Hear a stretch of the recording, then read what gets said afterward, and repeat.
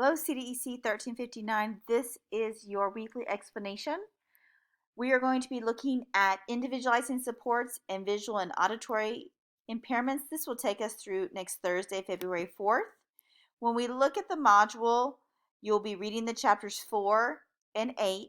You'll be watching the content materials, and then you have an activity that you will be doing based off of the activity matrix that's found in chapter 4.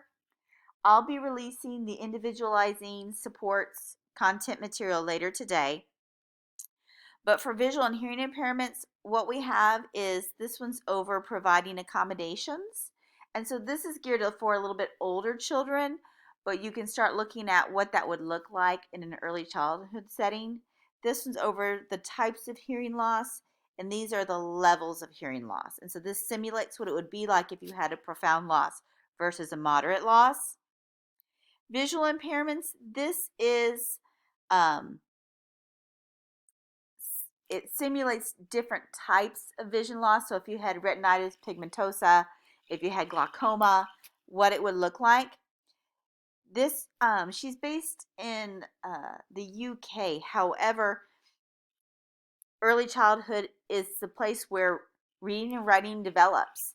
And so how do we interest children who have visual impairments in reading and writing?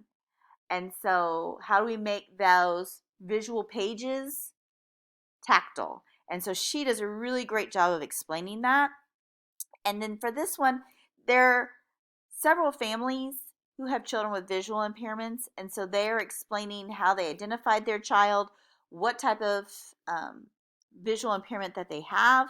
And so I wanted you to get that experience that when you come with kids in the classroom, no one story is going to be the same. They're all going to meet you at a different place.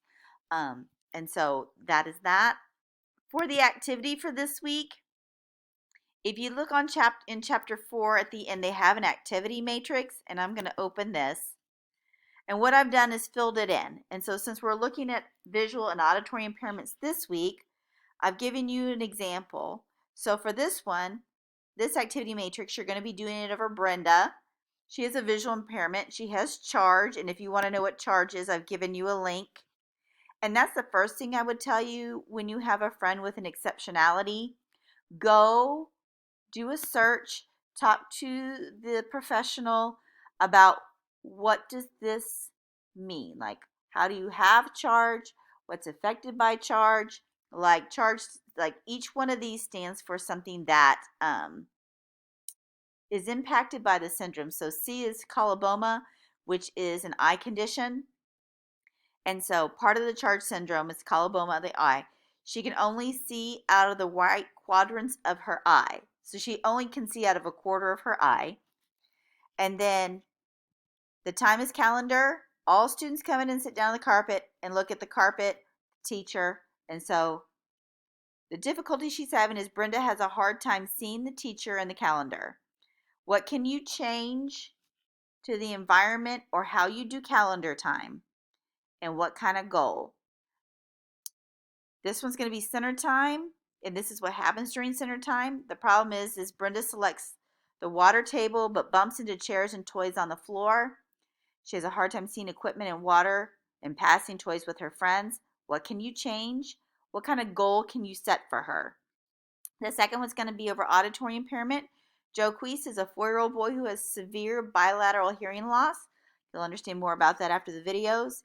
He's the only member of his family to have a hearing impairment.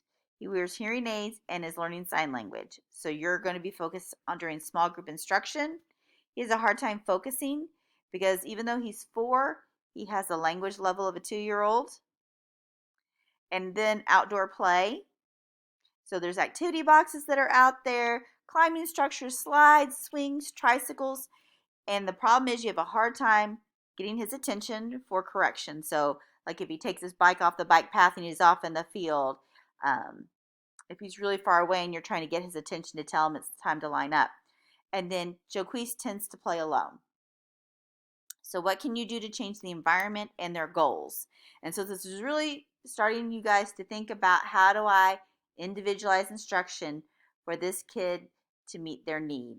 Okay, so that is week 4, and I look forward to seeing what you guys come up with. And have a great week.